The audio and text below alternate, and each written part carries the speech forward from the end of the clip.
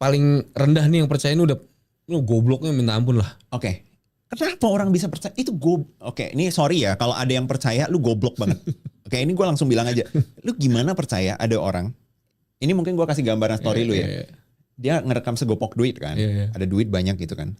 Ayo siapa yang mau dilunasin utangnya? Oh ini atas nama rekening ini kita transfer ya 300 juta ya. Apa sih? Kenapa orang bisa percaya gitu bro? Apa orang sudah terlalu sulit gitu? Sampai coba aja. Karena orang saking minimnya literasinya. Literasi itu kan adalah kemampuan untuk melihat suatu hal kan. Memakai logika dalam melihat suatu hal. Itu udah sangat minim. Kenapa orang bisa sangat minim literasi? Netizen itu minim literasi. Kenapa pertanyaannya? Karena malas. Orang yang minim literasi itu adalah orang yang malas bro.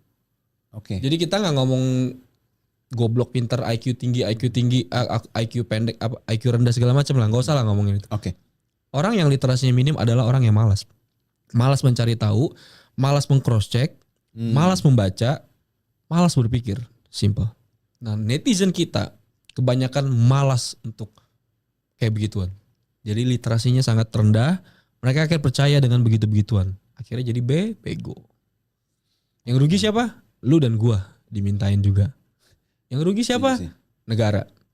Orang random beneran ditemui, ini kan orang random beneran ditemui, tapi apa yang ditampilkan di kontennya, let's say dia kasih 1 juta.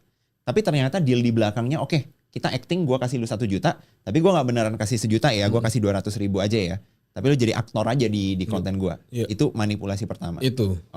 Itu. Saat itu, di fase itu. Di fase sekarang beda lagi. Apa tuh? Yang tadi kita udah sempet singgung. Gua katanya orang itu dulu kalau lihat pesawat minta duit ke pesawat. Gue melakukan itu kok. Lu melakukan itu? Iya. Kan gue kecil di kampung bro. Oh lu dulu kecil gitu? Biasanya kecil di kampung gitu. Lu di kota ya? Gue lumayan. Gue Medan sih. Ya di komplek maksudnya ya. Tinggal di komplek. Lumayan. Ya kalau anak kampung begitu. Sampai sekarang juga begitu. Nah pertanyaan gue kan gini. Kan gak pernah ada orang dilemparin duit dari pesawat dong? Gak pernah. Tapi lu bisa kebentuk ada pemikiran, oh kalau ada pesawat minta duit. Ada jawabannya. Apa tuh? Kita itu yang mikir gitu, melihat orang yang naik pesawat adalah orang kaya. Udah jawaban paling simpel itu. Itu yang karena gue pelaku juga kan waktu dulu. Kenapa gue minta duit di pesawat ya? Karena gue pikir orang naik pesawat itu orang kaya. Kan gue orang kampung waktu itu. Gue orang susah kan waktu kecil. Jadi gue melihat pesawat ya orang kaya. Nah, jadi yang sekarang terjadi konten kreator adalah orang kaya. Lu centang biru, lu puluhan ribu followers, jutaan, ratusan ribu, ya orang kaya. Jadi gue minta sama lu. Udah gitu, simple kayak gitulah. Setuju gak? Kayak begitu sih kalau psikologi ya. Gue jadi paham perspektif lain gitu. Di luar dari setuju atau enggak ya. Karena kan ini something new. Gue awalnya gue gak kebayang kenapa orang minta duit sama pesawat. Nah setelah lu jelasin, oh bisa begitu gitu loh. Walaupun kan gak masuk akal dong. Gimana caranya lempar duit ke pesawat? Tapi saat kita minta, kita beneran minta. Ya sama dengan netizen. Mungkin saat dia minta, dia beneran minta. Mengarang cerita yang sedih. Baik-baikin dulu, puji dulu. Mungkin beneran minta, tapi kan dia gak tahu. Itu tidak masuk akal sebetulnya. Lu minta ke orang gak dikenal. Lu sharing masalah hidup lu. Itu kan sesuatu yang gak masuk akal ya. Mirip-mirip lah. Tapi pertanyaan gue. Banyak orang tahu fenomena ini. Gue tahu fenomena ini. Tapi dan yang buat gue bertahan sejujurnya ya orang-orang yang disadarkan aja. Bang terima kasih. Sampai sekarang masih ada. Yang paling mengharukan dari orang yang sadar ngechat lu ada ceritanya? Ya banyak bro. Tapi gue ceritain satu ini yang gue akan pernah lupa salah satu sih. Gue kalau ngomong ini agak sedih juga sih. Jadi itu dia bener-bener orang kampung. Gue lupa di kampung mana di DM. DM-nya udah tenggelam lah udah pasti. Cuman gue ada baca, gue inget banget. Dia tuh sering banget ikut-ikut gituan. Dia mantengin waktu. Dia beliin kuota bela-belain bro. Untuk ikut giveaway saat itu ya. Januari Februari ini ya. Dia udah gak kerja. Dia udah mengakui itu salah. Tapi dia punya harapan besar di situ. Sampai dia udah kepilih waktu itu. Udah ditelepon balik. Tapi udah dilupain gitu aja. Sekali sama si ini. Gue gak perlu sebut siapa lah. Udah ditelepon? Udah di video call. Kedua begitu juga. Ketiga disuruh beli barangnya bro. Dia beli barangnya kayak bela-belain tuh dia bilang gak ada duit. Orang berbeda dong? Sama, orang yang sama. Kreator yang sama?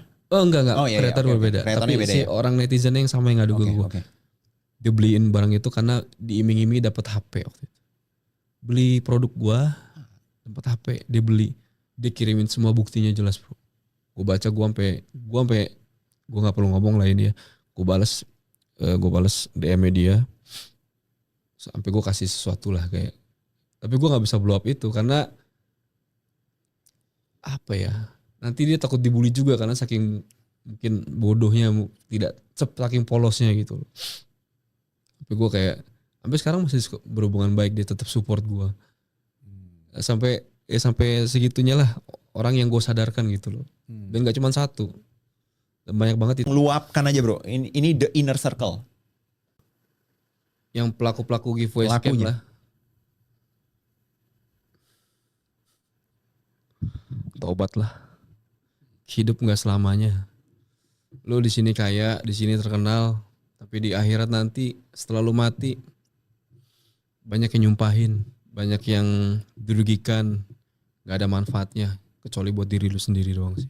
Jadi ya siapapun lah, yang kecil yang besar ya, yang pakai AI kek, yang gimana kek, ya tobat lah. Yang nggak harus, gue nggak mau, sumpah gue tahu pun gue nggak akan spill kok, nggak akan secara eksplisit, bener deh. Tapi gue percaya tabur tuai, apa yang lo lakukan itu lo akan mendapat ganjarannya.